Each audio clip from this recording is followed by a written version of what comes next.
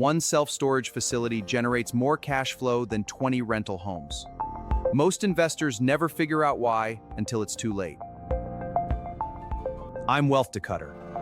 By the end of this breakdown, you'll know exactly why experienced investors quietly abandon residential rentals for self-storage.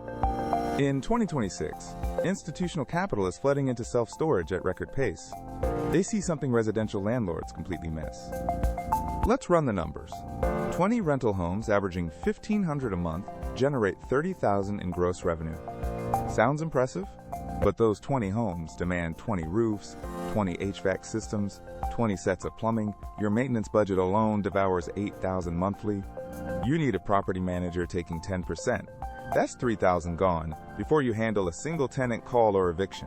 Average vacancy across 20 units? You're losing at least 2 months of rent annually. Another $5,000 vanishes from your bottom line. After insurance, property tax, and inevitable repairs, your actual net on those 20 homes lands around $12,000 monthly. Not terrible. Now consider a single self-storage facility with 200 units. Average rent per unit? $120 monthly. That's $24,000 in gross revenue from one location. Already competitive with your 20-home portfolio before we calculate expenses. Here's where it gets interesting. Your maintenance cost? Maybe $800 monthly. No plumbing emergencies, no HVAC replacements, just metal doors and concrete. One part-time manager handles 200 units from a single office. You're spending $1,800 monthly on labor, not $10,000. Self-storage vacancy averages 92% occupancy nationwide in 2026. You're collecting on 184 units consistently. Do that math. After all expenses, you're netting $19,000 monthly from that single facility. That's $7,000 more than 20 rental homes. But the cash flow gap isn't even the most valuable difference. Let's talk about what your time is actually worth. 20 rental homes generate an average of 40 tenant interactions monthly.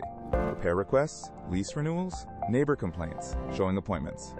You're fielding calls at 10 p.m. about burst pipes, coordinating contractors across different zip codes, mediating disputes between tenants and neighbors. Self-storage tenants? They need a code to their gate and a lock for their unit. Your interaction ends there, unless they're late on payment. Evicting a residential tenant takes 90 days minimum in most states. Evicting a storage tenant? 30 days, and their stuff becomes your auction inventory. You know what else residential investors miss? The scalability ceiling built into their model from day one. Managing 50 rental homes requires either a massive team or accepting chaos. Either option destroys your margin before you reach that scale. A self-storage portfolio of 5 facilities with 1,000 total units? Still managed by 5 people using standardized systems and automation.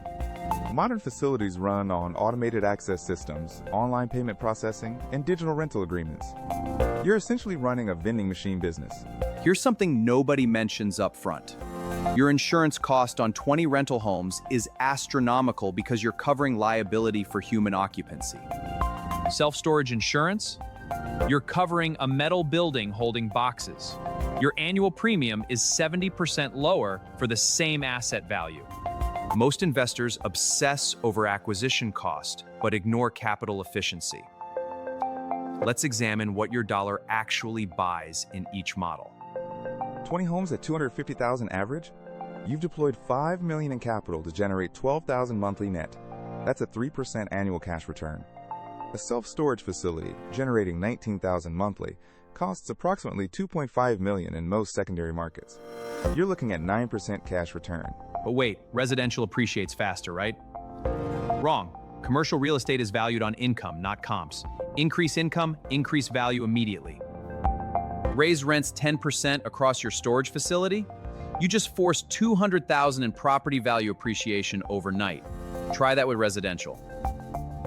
Now here's what nobody tells you about self-storage until you're already in. There's a hidden moat protecting your returns. Building new self-storage faces massive zoning resistance in 2026. Municipalities don't want more storage facilities. Your existing location becomes increasingly valuable. Meanwhile, American consumption patterns create relentless demand. We buy more, downsize housing, divorce, relocate. Every trend feeds storage demand. During the 2008 financial crisis, self-storage occupancy barely dropped. People downsizing homes still need somewhere to put their stuff. It's countercyclical. Banks love lending on self-storage because default rates are incredibly low. You'll secure better terms than residential investment mortgages consistently. I know what you're thinking. This sounds great, but self-storage facilities cost millions. How does a regular investor even start? Option 1. Syndication. You pool capital with other investors, someone experienced operates the facility, you collect distributions quarterly without touching operations. Option 2. Smaller facilities. Rural and tertiary markets have 50-unit facilities selling for under $500,000. Start there, learn, scale up. Option 3. REITs. Public storage and extra space storage trade on major exchanges. You get exposure to professional management with zero operational responsibility. Whatever path you choose, understand occupancy rates within 3 miles, demographic trends, and competitive supply. Location determines everything, just like residential. Red flag, any facility with occupancy below 80% in a healthy market. Something's broken, either pricing, management, or the location itself. Another warning, facilities near major new construction. Oversupply can tank your occupancy before you recover acquisition costs.